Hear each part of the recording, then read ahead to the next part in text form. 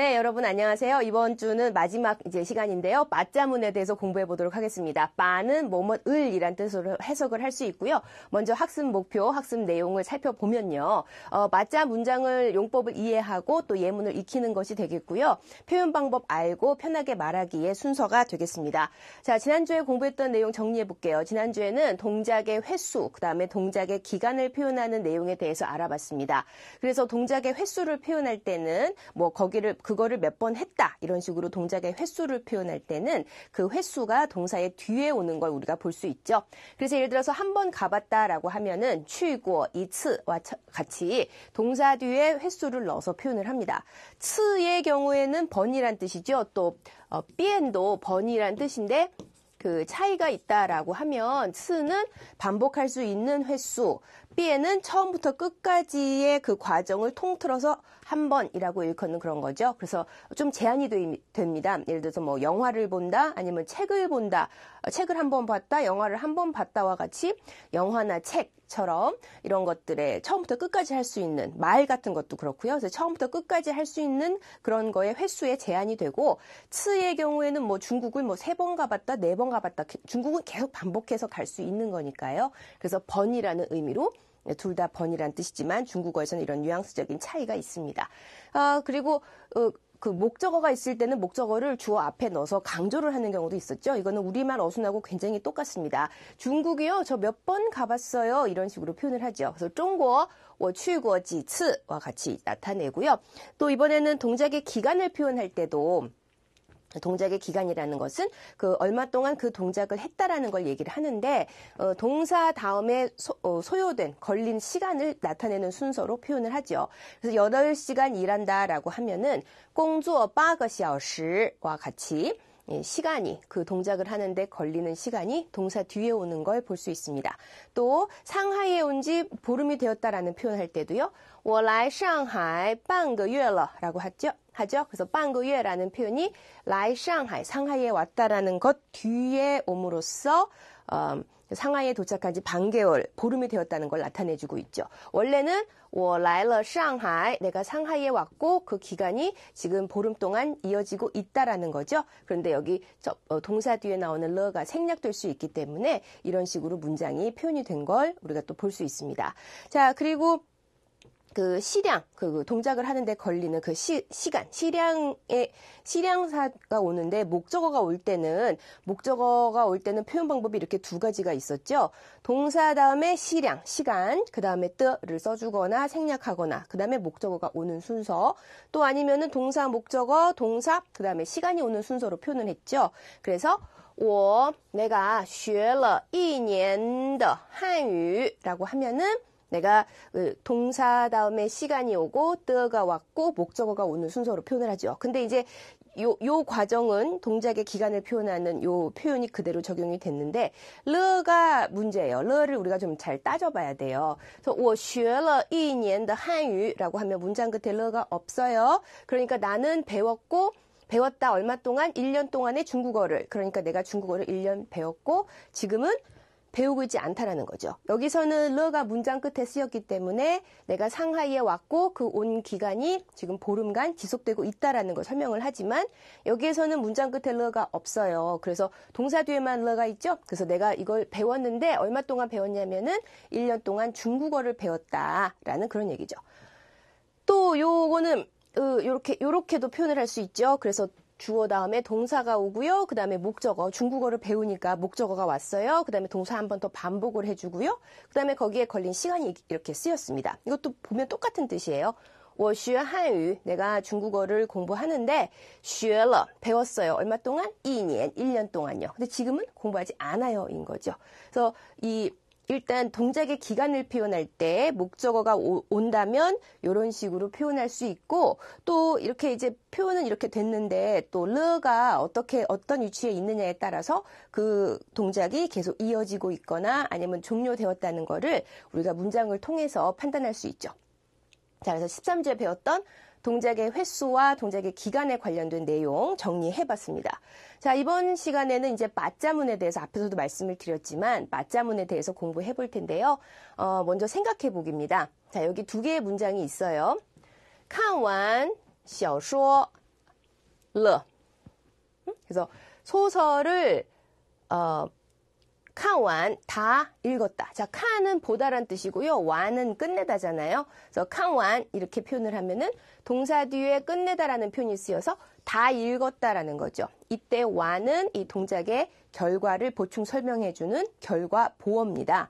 그래서 看完小说 소설을 다 읽었다인데 여기 러가 쓰였어요. 그러니까 소설을 다 보았다라는 마침표 문장이 되겠어요. 소설을 다 읽었다. 그런데 이 문장을요, 이거는 이제 동사 다음에 목적어가 오는 그런 순서로 문장이 이루어져 있잖아요. 그런데 이 문장을요, 요렇게도 얘기할 수 있어요. 빠를 써가지고요.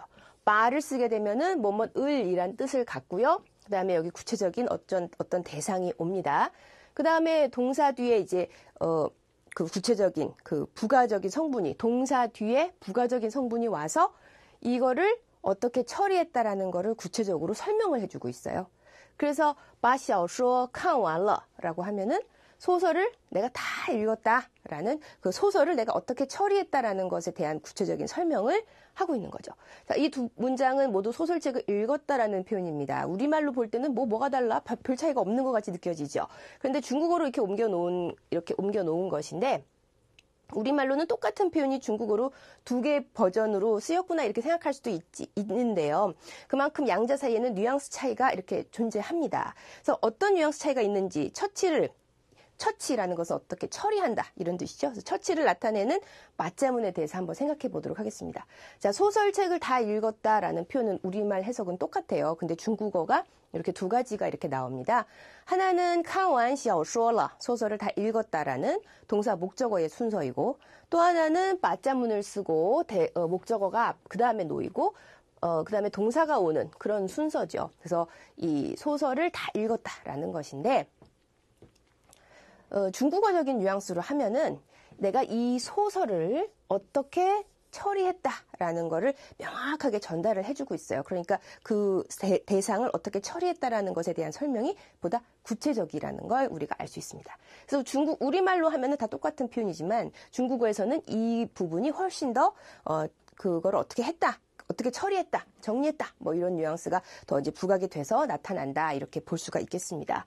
자, 맞자문에 대해서 이제 본격적으로 배워보도록 할 텐데 사실은 맞자문은 제가 이렇게 또 말씀드리면 부담을 느끼실까봐 그렇게 쉬운 만만한 용법은 아니에요. 그래서 중국어에서도 초급이 아니라 이제 그 왕초보가 아니라 어느 정도 한 몇 달 배운 정도 이제 맞자문을 이제 공부하게 되는데 그만큼 어떤 사물을 어떻게 처리했다라는 거를 설명해주고 있어요. 그래서 이제 우리말로 하면은 내가 뭐 이거를 이렇게 했어 뭐 이 정도의 의미가 되는데요.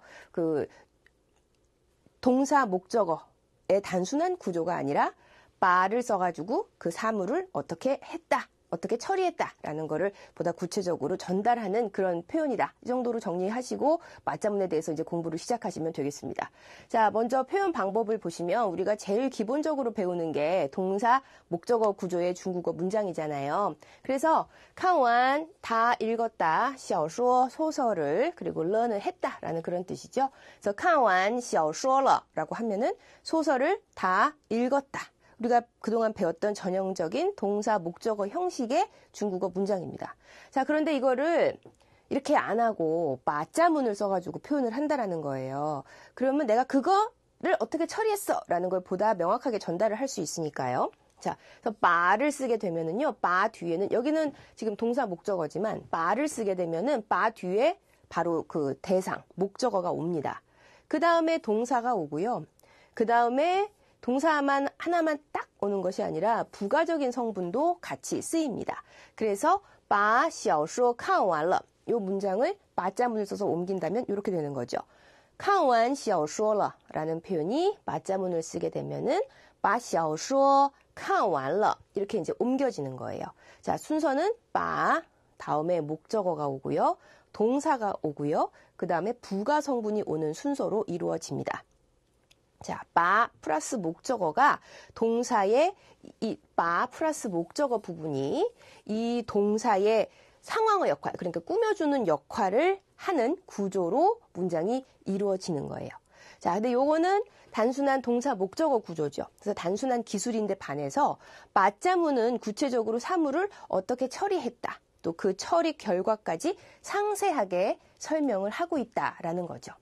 看完小说了라고 하면은 그냥 소설책 다 읽었어요? 라는 간단한 기술, 서술에 불과하지만 맞자문을 쓰게 되면은 여기 나온 것처럼 구체적인 사물을 어떻게 처리했고 그 처리 결과까지 다 꼼꼼하게 설명을 하고 있기 때문에 보다 명확한 전달법이 된다. 이 정도로 이해를 하시면 되겠습니다. 자, 근데 표현 순서는 바 뒤에 목적어가 오고 동사가 오고 동사가 와야지 어떻게 처리했다라는 걸 알 수 있으니까요. 그런데 동사 하나만 딱 오는 것이 아니라 부가 성분 이처럼 완러와 같은 여기서는 지금 결과 보어가 동사의 부가 성분이 되는 거죠. 그래서 이런 부가 성분이 오는 순서로 표현된다. 이 정도로 정리를 하시면 되겠어요.